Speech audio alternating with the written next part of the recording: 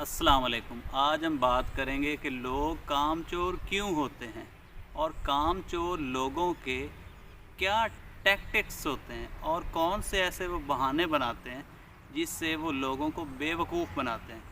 तो first of all, जो कामचोर होंगे, चाहे वो सियासतदान हों, चाहे वो पुलिस वाले हों, चाहे वो टीचर हों, चाहे वो स्टूडेंट्स हों, कोई भी किसी कैटेगरी में भी हो, तो फर्स्ट ऑफ ऑल जो उनका टैक्ट होता है वो ये होता है कि वो ब्लेम गेम खेलेंगे।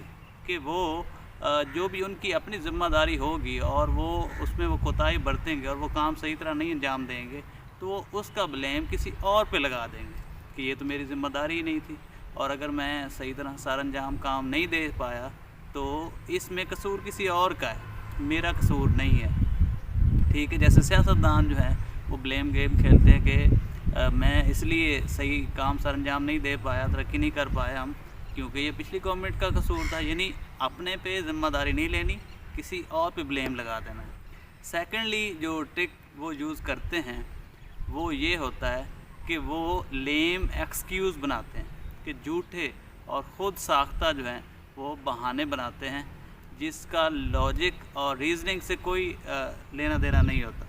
यानी वो कोई ना कोई बहाना बना देंगे कि इसकी ये वजह थी, मौसम ख़राब था, लाइट नहीं थी, जैसे स्टूडेंट किसी ने काम नहीं किया तो कोई ना कोई वो बहाना बना देगा और वो झूठा बहाना होगा।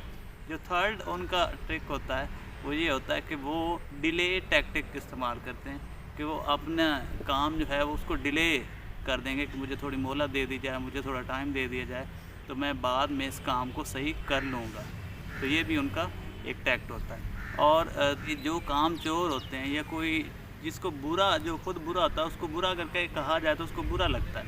ठीक है, ये सबसे बड़ी उनकी नेगेटिव चीज़ है कि अगर आप किसी जाहिल को जाहिल कहेंगे तो वो ख़ुद को उसको बुरा लगेगा, और अगर किसी आप जाहिल को समझदार कहेंगे या आलिम कहेंगे तो उसको खुशी होगी। किसी झूठे को झूठा कहेंगे तो उसको बुरा लगेगा, झूठे को सच्चा कहेंगे तो वो खुश हो जाएगा।